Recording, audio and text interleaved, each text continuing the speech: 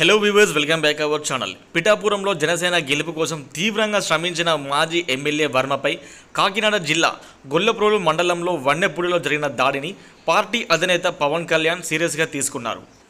వన్నెపూడి ఘటనపై విచారణకు ఆదేశం. కోఆర్డినేటర్ శ్రీనివాస్కు బాధ్యతలు. వారం రోజుల్లో పిఠాపురానికి జనసేనాని నివేదిక అందగానే బాధ్యతలపై చర్యలు తీసుకుంటామని జనసైనికులు సంయమనం పాటించాలని నాగబాబు అన్నారు.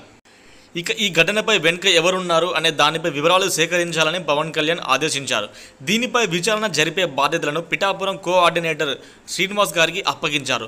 ప్రస్తుతం ఆయన నరేంద్ర మోడీ ప్రమాణ స్వీకార కార్యక్రమంలో పాల్గొనేందుకు టీడీపీ అధినేత చంద్రబాబుతో కలిసి ఆదివారం ఢిల్లీకి వెళ్లారు. అక్కడి నుంచి వచ్చిన తర్వాత ఈ నెల 12న జరిగే చంద్రబాబు ప్రమాణ స్వీకారంలో కార్యక్రమంలో బిజీగా ఉంటారు. అనంతరం ఆయన పిఠాపురంకి వెళ్లి అక్కడ పరిస్థితిని చక్కదిద్దనున్నారు.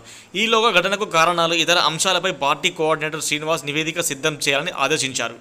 ఇక ఈ నివేదిక ఆధారంగానే పార్టీకి సంబంధించిన వ్యక్తులు ఈ ఘటనలో పాల్గొంటే వారిపై తీవ్రమైన చర్యలు ఉంటాయని హెచ్చరికలు పంపించారు. తప్పు చేసిన ఎంతటి వారినైనా ఉపేక్షించేది లేదని పార్టీ ప్రధాన కార్యదర్శి కె నాగబాబు ఇప్పటికే హెచ్చరించారు. అధినేత పవన్ కళ్యాణ్ గారు వచ్చిన తర్వాత ఘటనపై తుది నిర్ణయం తీసుకోనున్నారు. ఇక పిఠాపురం కోఆర్డినేటర్ మర్రెడ్డి శ్రీనివాస్ నేతృత్వంలో స్థానిక నేతలతో చర్చించి దీనిపై ఒక నిర్ణయం తీసుకుంటామని నాగబాబు తెలిపారు. సాధ్యమైనంత వరకు తాను కూడా నియోజకవర్గంలోనే అందుబాటులో ఉంటానని, సమస్యలు ఏమైనా ఉంటే వచ్చి కూర్చొని పరిష్కరించుకోవాలని ఆయన ప్రజలకు విజ్ఞప్తి చేశారు.